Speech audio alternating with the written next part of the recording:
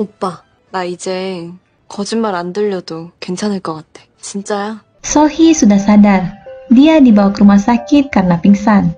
Solhi bertanya bagaimana dengan Dekchan. Doha menjawab Dekchan sedang dioperasi. 소리 씨는요? 소리 씨는 괜찮아요? Solhi menjawab aku baik-baik saja. Kang Min datang dan memberitahukan bahwa Dekchan mengalami patah tulang di beberapa bagian tubuhnya. Aku sudah menyerahkan buktinya ke tim forensik. Begitu Dekchan pulih, polisi harus menginterogasinya. Jadi kau harus pulang dan beristirahat. Solhi bertanya pada Doha apa yang akan kau katakan padanya saat dia sadar setelah operasi. Doha menjawab ia ingin menanyakan apa yang terjadi antara dia dan Om Ji. Tidak ada lagi yang bisa kukatakan padanya. Solhi berkata ia bisa pulang sendiri dan berkata pada Doha untuk tetap di samping Dekchan. 고맙습니다. Kang Min menjawab Solhi lah yang melakukan semuanya. Dia pergi menemui Jae-chan dan mengetahui bahwa Dekchan lah pelaku sebenarnya. Dia juga menemukan buktinya. Setelah mengetahui kemampuan Solhi, kupikir kami mungkin tidak akan putus jika dia tidak punya kemampuan itu. Aku agak membenci kemampuannya, tapi kemampuannya sangat membantumu. 제가 더 잘해야죠. Dekchan sadar setelah operasi. Ia melihat Doha di sana. Doha bertanya kenapa kau melakukannya. Apa kau memikirkan dampaknya bagi kami jika kau mati? Polisi punya buktinya. Begitu kau pulih, polisi akan menanyaimu. 그래. Kurasa aku tidak bisa mati, bahkan jika aku ingin sebelum aku dihukum atas kejahatanku. Doha meminta Dekchan menjelaskan apa yang terjadi saat itu. Dekchan berkata ia tidak sengaja melakukannya. Malam itu kau tidak menonton pertandingan sepak bola atau menjawab ponselmu.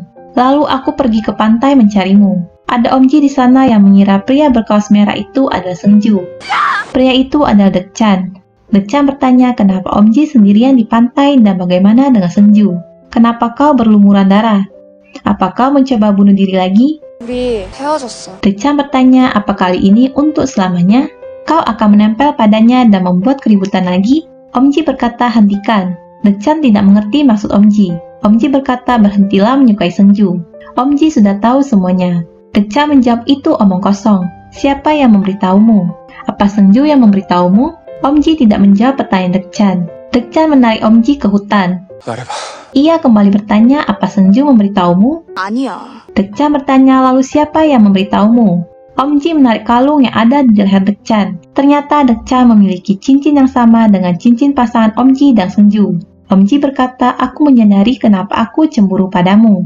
Dia tidak akan menjadi milikmu hanya karena kami putus. Dekchan menjawab kau salah paham. Om Ji berkata aku tahu semuanya. Kau berusaha memisahkan kami. Dekchan menjawab itu karena kau menempel terus padanya dan membuatnya menderita. Om Ji berkata Seungju lebih dalam bahaya jika berada di dekatmu daripada di dekatku. Kau juga harus berhenti. 승주랑 인연 끊으라고. Dekchan menjawab kenapa aku harus berhenti. Kau tahu aku berbeda darimu dan akan memudar seiring waktu. Om Ji berkata lantas aku akan memberitahu Seungju tentangmu. Dekchan menantang Om Ji agar Om Ji tidak memberitahukan tentang itu pada Seungju. Dekchan berkata beraninya kau menghalangi kami. Pergilah dari hidup kami. Om Ji berkata aku yakin kau tahu. Seungju tidak merasakan hal yang sama denganmu. Seungju dan aku pernah jatuh cinta. Itulah perbedaan kau dan aku. Dekchan mencekik leher Om Ji. Om Ji menarik kalung Dekchan. Dekchan mendorong Om Ji hingga kepala Om Ji mengenai batu. Dekchan tidak tahu Om Ji sudah tidak sadar karena kepalanya mengenai batu dan berdarah. Dekchan ingin menghubungi ambulan. Jae-chan bertanya Seungju ada di mana, karena temannya melihat Seungju bertengkar dengan Om Ji di bar. Jika ia meninggalkan jasad Om Ji seperti itu, Seungju akan dituduh melakukannya. Dekchan mengambil ponsel Om Ji dan menutupi tubuh Om Ji dengan dedaunan. Dekchan kembali menonton pertandingan sepak bola dengan Jae-chan. Lalu ia mengirim pesan seolah-olah Om Ji bunuh diri dengan ponsel Om Ji. Dekchan kembali lagi ke hutan. Ia mengubur Om Ji. Dekchan tidak sengaja melukai lengannya dan darahnya mengenai pakaian Om Ji. Dekchan melepas pakaian Om Ji, lalu membawa sepatu Om Ji ke pantai dan membuang ponsel Om Ji. Lalu Dekchan sadar cincin di kalungnya hilang. Ia kembali lagi ke tempat ia mendorong Om Ji, tapi cincin itu tidak ada di sana. Dekchan ingin membakar pakaian Om Ji yang ada darah Dekchan, tapi ia tidak bisa. Ia menyimpan pakaian dan cincin Om Ji. Kukira semua itu sudah berakhir. Lalu ia melihat berita tentang ditemukannya cincin milik pelaku bersama jasad Om Ji. Om Ji seolah-olah berusaha menangkapku yang melarikan diri. Aku berniat menyerahkan diri, tapi aku ingin menyelesaikan semuanya di agensi dan perceraianku sebelum aku menyerahkan diri. Itu sebabnya ia meminta Jecha menggantikannya. Jecha bertanya alasan Decha membunuh Omji. Decha menjawab karena ia punya perasaan romantis. Aku berniat merahasiakan perasaanku sampai mati. Aku tidak berniat memberitahu siapapun. 미안해. Doha berkata banyak orang yang terluka karena ini. Permintaan maaf tidak akan menyelesaikan semuanya. 알아. Doha berkata keadaan ini pasti juga sulit bagimu. Doha dan Solhi pergi ke rumah duka tempat Omji disemayamkan. 미안하다. Doha berkata jangan seperti ini. Om Ho berkata saat aku mati bagaimana aku akan menghadapi Omji. Doha berkata aku baru bilang pada Omji bahwa semua baik-baik saja. Solhi memerhatikan orang-orang yang lewat di kafenya. Ia berkata belakangan ini orang-orang tidak berbohong. Solhi tidak menyadari bahwa kemampuan mendeteksi kebohongannya sudah tidak ada. Solhi kembali bekerja mendeteksi kebohongan untuk kliennya. Ternyata ia tidak dapat mendeteksi kebohongan lagi. Solhi datang menemui Doha. 오빠, 나 어떡해? 나 거짓말이 안 들려. Doha bertanya apa ini kali pertama? Apa ini belum pernah terjadi? 없어. Doha berkata dokter bilang suara ledakan mungkin merusak gendang telingamu.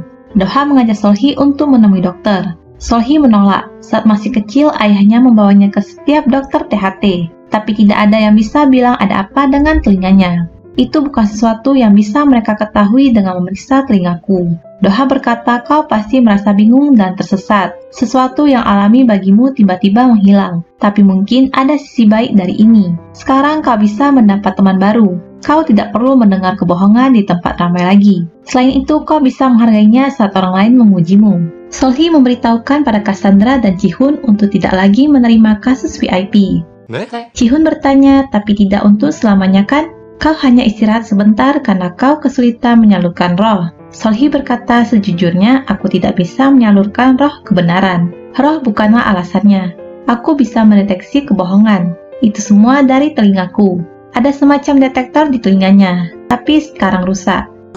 Cassandra berkata kau sangat berbeda dari dukun. Kau tidak pernah melakukan ritual dan tidak berdoa. Kau hanya merespon kebohongan. Aku juga tidak pernah mendengarmu mengatakan kau bisa melihat roh. Kau selalu berkata bisa mendengarnya. Solhi bertanya kenapa kau tidak pernah mengatakan apapun. Cassandra menjawab aku pikir kau mungkin punya alasan. Dengan mengatakan kau dukun yang melayani roh kebenaran akan lebih mudah karena orang-orang lebih mungkin mempercayainya.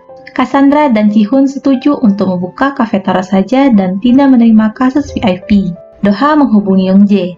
Doha ingin bertemu dengan Ethan. Xiaon menghubungi Doha. Ia meminta untuk bertemu Doha di kafe Solhi.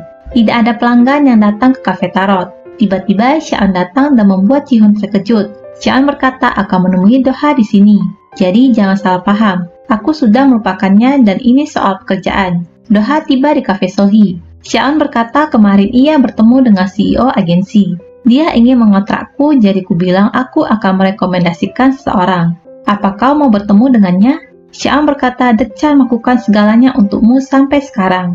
Tapi keadaan sudah berubah. Kau sama sekali tidak punya koneksi. 고마워. Doha menjawab tapi aku punya rencana sendiri. 뭔데? Doha menjawab ada orang yang ingin kuajak bekerja sama. Xiaon bertanya apa kau akan memproduksi grup? 그런 건 아니고. Doha menjawab akan kuberitahu saat sudah membereskannya. Xiaon khawatir ada yang mengenalinya saat di luar. Ji-hoon mengikuti Xiaon dan berkata aku akan mengantarmu ke mobil.